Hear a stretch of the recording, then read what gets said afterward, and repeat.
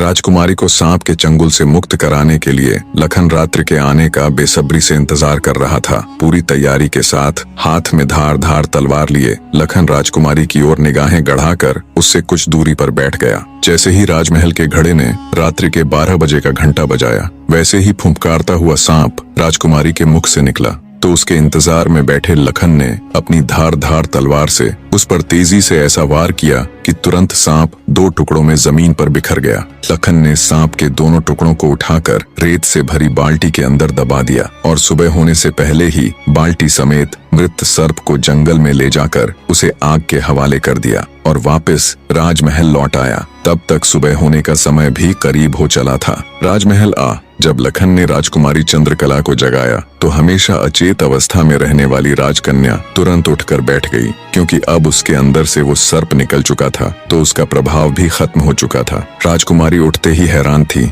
उसे ऐसा लग रहा था जैसे पता नहीं वो कितने सालों से नींद में थी। जब लखन ने राजकुमारी से उसके स्वास्थ्य के बारे में पूछा तो अचंभित राजकुमारी ने अपने आप को बिल्कुल ठीक बताया। तब तक सुबह भी हो चुकी थी। उधर राजा भी पूरी रात सोया नहीं था। उसे बस इंतजार था तो सुबह का। जैसे ही सुबह हुई, राजा बेसब्री से भागा भागा राजकुमारी के कक्ष में आया। जब उसने बिल्कुल सही सलामत अपनी बेटी को बैठे और बात करते पाया तो उसकी खुशी का ठिकाना ना रहा। आंखों में अश्रु लिए राजा ने तुरंत अपनी लाडली बेटी को गले लगा लिया। भरे हृदय से राजा ने हाथ जोड़कर लखन का शुक्रिया अदा किया और अपनी शर्त के अनुसार राजकुमारी चंद्रकला का विवाह लखन के साथ कर दिया। जब राजा ने लखन को अपना आधा राज्यपाट देना चाहा तो लखन ने राज्य लेने से साफ मना कर दिया। ऐसा स्वाभिमानी दामाद पाकर राजा चंद्रसेन खुशी से फूला नहीं समाया। उसने खुशी खुशी बहुत सारा धन देकर अपनी बेटी चंद्रकला को लखन के साथ विदा कर दिया। जब राजकुमारी चंद्रकला को ले लखन अपने राज्य उज्जैन नगरी पहुंचा